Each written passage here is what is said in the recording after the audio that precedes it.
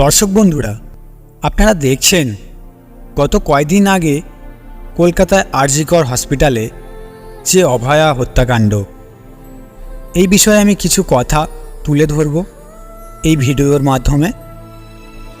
যদিও এই বিষয় সম্বন্ধীয় আলোচনার এটি একটি সঠিক মাধ্যম নয়, তবুও বলতে বাধ্য হচ্ছি, কারণ এই যে ঘটনা অত্যন্ত ভয়াবহ। আর এই ঘটনা 1947 সালে দেশ স্বাধীনের পর আর ঘটেছিল বলে আমার মনে হয় না, যা এক চরম অভয়া হত্যাকাণ্ড। তাই আমিও চাই যে প্রকৃত হত্যাকারীরা যেন চরম শাস্তি পায়, কারণ এই বিষয়টা কোনোভাবে মেনে নেওয়ার মতো জায়গা রাখে না। আর এই ঘটনাটি সবটাই এক ঘোরতর চক্রান্ত। ওই দিন রাতে যে মহিলা ডাক্তারের উপর যে নির্মম অত্যাচার করে ওনাকে মৃত্যুশয্যায় সজ্জিত করালেন, ঘটনাটি এখন আপনারা সবাই টিভিতে দেখছেন এবং জানেন। বেশ কয়েকজন মানুষ, না মানুষ বললে চলবে না, একেবারেই ভুল হয়ে যাবে, কারণ এরা এক প্রকার মানুষরূপী দানব, রাক্ষস। এরা হসপিটাল রুমে প্রবেশ করে ওই ডাক্তারকে নির্মমভাবে অত্যাচার করে ওনাকে নৃশংসভাবে হত্যা করেছে। ডাক্তার তিনি নিজে আত্মরক্ষার জন্য অশেষ চেষ্টা করার পরও তিনি সর্বপ্রকারে ব্যর্থ হয়েছিলেন।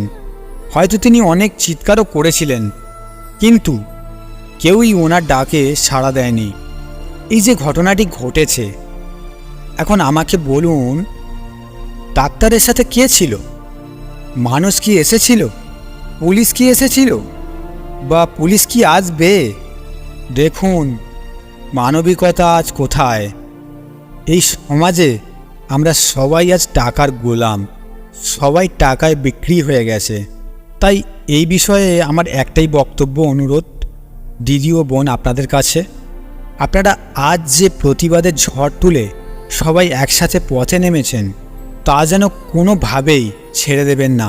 কারণ এই দুর্নীতিগ্রস্ত ভারতভূমির চূড়ান্ত পরিবর্তন আনতে একমাত্র আপনারাই পারবেন, আর তার সাথে অপরাধীর চরম কঠিন শাস্তি। আর এটাই হবে নারী স্বাধীনতার প্রথম সংগ্রাম সূচনা। এরপরে আপনাদের আরও একটা কথা বলবো, আপনি আপনার মেয়েকে এমন সক্ষম করে তুলুন যে আগামীকাল কেউ তাদের আক্রমণ করলে তারা একা এবং নিজের সাহসের সাথে লড়াই করতে পারে, নিজেকে রক্ষা করতে পারে। তাই আপনার মেয়েকে ঝাঁসি রানী করে তুলুন। যতদিন পর্যন্ত আপনাদের মেয়েরা ঝাঁসি রানী না হয়, ততদিন পর্যন্ত এই অরাজকতার দেশে এই অপকর্ম চলতেই থাকবে, আর এর শেষ হবে না। তাই আপনারা ব্যাপকভাবে গর্জে উঠুন। আজ নারী শক্তি হবে সমাজ পরিবর্তনের শ্রেষ্ঠ উপায়। তা না হলে দেখুন, মেয়েদের যতই ডিগ্রি থাকুক না কেন, কিন্তু এই ডিগ্রি আপনাকে রক্ষা করবে কি? কারণ এই নির্মম অরাজকতার দেশে বর্বর দানবরা বসবাস করছে। ডিগ্রির মাধ্যমে যদি সুরক্ষায় থাকতো, তবে সেই ডাক্তার মেয়েটির কি ডিগ্রি ছিল না? আগে থেকেই তিনি সরকারি হসপিটালে কর্মরত ছিলেন, তবে কেন তিনি এই চরম দুর্ঘটনার সম্মুখীন হলেন? একটু ভেবে দেখুন তো, মানবতা আজ কোথায়? কিভাবে মানুষ মানবতা থেকে দূরে পতিত হয়ে একজন মানুষ কিভাবে বিপদগামী হচ্ছে? তাই আপনারা সকলে আপনাদের ছেলেদেরও জানান, আপনারা সবাই অন্তত আপনাদের ছেলেদেরকে নারীর প্রতি শ্রদ্ধাশীল করে তুলুন। অর্থাৎ ছেলেকে নারীদের সম্মান করতে হবে। প্রতিটি মা যদি তার ছেলেকে নারীদের সম্মান করার জন্য সঠিক পরামর্শ দান করতেন এবং তাকে সঠিক শিক্ষা ও মূল্যবোধ দিতেন, তাহলে কি আজ এই ঘটনা ঘটতো না। মেয়েরা কোথায় যাবে? পথে বার হলে তাদের বিপদ, কোনো সুরক্ষা নিশ্চিত নেই। স্কুল কলেজে বিপদ, হসপিটালে তাদের বিপদ। প্রয়োজনে অপ্রয়োজনে রাতে তারা বাড়ির বাইরে বার হতে পারবে না। তাহলে মেয়েরা যাবে কোথায়? শুধুমাত্র একটি উত্তর আছে, কোথাও যেতে হবে না। ঝাঁসি রানী হয়ে যাও। বাড়িতে থাকলেও নিয়োজিত থাকুন। আজকাল মেয়ের প্রতি অত্যাচারের ঘটনা অনেক বেড়েছে। আমরা যখন এই দুঃখজনক ঘটনাটি শুনি তখন আমরা খুব ব্যথিত হয়েছিলাম। বাংলাদেশে হিন্দুদের ওপর যে অত্যাচার চলছে তাও আমরা ভুলে যাইনি। এটা এক জায়গার ঘটনা নয়, কিছু ঘটনা সামনে এলেই তবেই আমরা তা জানতে পারি। এমন অনেক ঘটনা যা প্রতিদিন ঘটছে, যার অন্যথায় আপনার ও আমাদের নজরে পড়ে না। কত মেয়েকে অপহরণ, অত্যাচার ও নির্মমভাবে হত্যা করা হচ্ছে। কত ঘটনা, শত শত ঘটনা ঘটে, কিন্তু দেখুন মাত্র কয়েকটি ঘটনাই সমাজের নজরে আসে। তাই এই জন্যই আপনার প্রস্তুতি নেওয়া উচিত। আর একটাই প্রস্তুতি আছে, আপনার মেয়েকে এত শক্তিশালী করে তুলুন যে আমাদের একবার তার দিকে তাকানোর আগে 100 বার ভাবতে বাধ্য করবে আমরা কার দিকে তাকাচ্ছি, এটা কি ঠিক না ভুল। একটি মেয়েকে তার বোন আর না হলে তার মা হতে হবে, যদি সে একজন নিষ্পাপ নারী হয়। নারী যদি রাধা হয়, নারী যদি সীতার বীজ হয়, তবে দেবী দুর্গাও তিনি নারী, যিনি মহিষাসুর বধ করেছিলেন। মা কালীও একজন নারী। আজ যদি মহিষাসুর হয়ে ওঠে সমাজ, একজন নারীকেও দুর্গা হতে হবে, তাকেও মহাকালী মা চণ্ডীর অবতার নিতে হবে। তা না হলে যে অসুরে অসুরে ছেয়ে যাবে এ সমাজ। তাই আমি একটি কথাই বারবার বলবো যে আপনি নিজেকে রক্ষা করুন, নিজেকে নিরাপদ রাখুন। ঘটনা ঘটলেই পুলিশ আসবে, আমি আসব, সমাজ যাবে, আসলেই কেউ আসবে না। কারণ আমরা যে বড় স্বার্থপর, সবাই যে আজ আমরা টাকার গোলাম। কে এসেছিল? নিরুপায় ওই ডাক্তার যখন চিৎকার করেছিলেন তখন সেখানে কি কেউই ছিল না? তারা কি কেউই শুনতে পায়নি? তাই আপনি আপনার মেয়েদের শেখান, কেউ যদি আপনাকে স্পর্শ করে তবে আপনার কি করা উচিত, কিভাবে তাকে উত্তর দিতে হবে, এইসব পাঠ শেখান। শিশুদের স্কুলের সিলেবাসে মেয়েদের নিরাপত্তার জন্য সব কিছু কলাকৌশল শেখানোর বাধ্য করানো উচিত, যাতে কোনো পরিস্থিতিতে কিছু হলেই এইভাবে নিজেকে রক্ষা করতে পারে। আর একটা বিষয় যেটা মেয়েদের ক্ষেত্রে দেখা যায়, যে সাজ পোশাক নিয়ে মেয়েদেরকে অনেক প্রশ্নের মুখোমুখি হতে হয় বা তাদেরকে খারাপ নজরে দেখা হয়।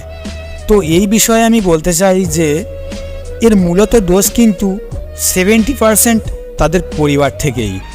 কারণ যখন বাড়ির মেয়েরা পোশাক আশাক পরে তখন তাদের বলা হয় কেন পরছিস, এগুলো খারাপ লাগে, বা একটা হিংসাপূর্বক দৃষ্টিভঙ্গি।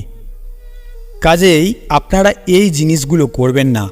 কারণ কেন বলছি, আপনি যখন এই কথাগুলো বলছেন সেই মুহূর্তে ওখানে যদি কোনো ছেলের উপস্থিত হয় তখন তার মধ্যে একটা নেগেটিভ মাইন্ড তৈরি হয়, আর এই সব ছোট ছোট বিষয় থেকে তাদের মনে খারাপ চিন্তাভাবনার আশ্রয় নেয়। অতএব নারী পুরুষের মাইন্ড পৃথকীকরণের এই যে ভাবনাটা আমাদের প্রকাশ্যে আনাই উচিত নয়। সবাই যদি আমরা পজিটিভ চিন্তাধারার মধ্যে থাকি তাহলে কিন্তু দেখা যাবে এই সব ঘটনাগুলো অনেকটা বিরত থাকবে। এই কথা বলছি তাই বলে এই নয় যে মেয়েরা এই বিষয়ে সচেতন থাকবে না, তা অবশ্যই থাকতে হবে। ভালো মন্দের দিক তাদেরও অবশ্য বোঝা উচিত। আর যে মেয়েরা শুধু মডেলিং নিয়ে কথা বলছেন, কিভাবে পোশাক পরতে হয় এবং কিভাবে ন্যূনতম পোশাক পরতে হয় তা শেখাচ্ছে বলিউড। আচ্ছা দেখুন, যখন বলিউড ন্যূনতম পোশাক পরতে শেখাচ্ছে তখন সরকারেরও তো শেখানো উচিত যে আগামীকাল কেউ আপনার দিকে আঙুল তুললে, কেউ আপনাকে আক্রমণ করলে কিভাবে তার বিরুদ্ধে রুখে দাঁড়াতে হবে। অবশ্যই স্কুলগুলিতে শেখানো উচিত যে কিভাবে নিজেকে রক্ষা করতে হবে। আজ আপনি যেখানেই যান না কেন, আজ আপনি সেই ব্যক্তি যার আপনার সুরক্ষার প্রয়োজন। কেউ আপনাকে সময় মতো এসে রক্ষা করবে এ বিষয়ে ভাবনাটাও প্রকৃতপক্ষে অনিশ্চিত হয়ে পড়েছে। তাই আপনি যদি নিজে শক্তিশালী হন তবে নিজেই নিজেকে রক্ষা করতে পারবেন। আর এই বিষয়ে আপনাদের একমত হওয়া খুবই প্রয়োজন যে স্কুলে মেয়েদের আত্মরক্ষার জন্য কলা কৌশলের ক্লাস নিতে হবে, আর এটা অবশ্যই দরকার। তাদের আরও শক্তিশালী হওয়ার দরকার। এই বিষয়ে প্রস্তুতি স্কুলে শুরু করা উচিত। আর মনে হয় পঞ্চম শ্রেণীর পর থেকেই মেয়েদের একটি ক্লাস দেওয়া উচিত। যদি ঝাঁসি রানীর কৃতিত্বের কথা ভাবা হয়, তবে দেখুন, যদি ঝাঁসি রানীর পিতা মোড়পন্ত তাম্বে তিনি যদি মেয়েকে তরবারি চালানো শিখিয়ে না দিতেন, তাহলে কে জানতো যে ঝাঁসি রানী লক্ষ্মীবাই তিনি ঝাঁসির রানী হবেন। তাই বলছি, এ ধরনের ঘটনা যাতে না ঘটে সেই জন্য শিক্ষা দিন। আজকের এই ঘটনা আমাদের হৃদয়কে প্রচুরভাবে আঘাত করেছে। আজ সারা ভারত ব্যথিত। ডাক্তাররা সমাজের প্রতিটি মানুষের সেবা করেন, মৃত্যুর সাথে লড়াই করা কত মানুষের জীবন ফিরিয়ে দেন। তাই সেই ডাক্তার যিনি শুধু একজন ডাক্তার নন, ভগবানের পরই যিনি স্থান পান, তিনি আজ এই চরম ভয়াবহ অত্যাচারী মানসরূপী দানবের হাতে নিজের প্রাণ দিলেন। তাহলে সাধারণ ঘরের মেয়েদের তো কোনো আত্মরক্ষার নিরাপত্তাই নেই। তাই প্রতিটি কন্যা এবং প্রতিটি নাগরিকের নিরাপত্তা নিশ্চিত করতে হবে। সে একজন ডাক্তার হোক বা সে কোনো সাধারণ ঘরের মেয়ে হতে পারে, আর সে শ্রমিকের মেয়ে হোক বা রিক্সা চালকের মেয়ে, যে কোনো পরিবারের মেয়ে হোক না কেন, তাদের নিরাপত্তা অবশ্যই থাকতে হবে। তাই প্রতিটি কন্যা এবং প্রতিটি নাগরিকের নিরাপত্তা নিশ্চিত করতে হবে।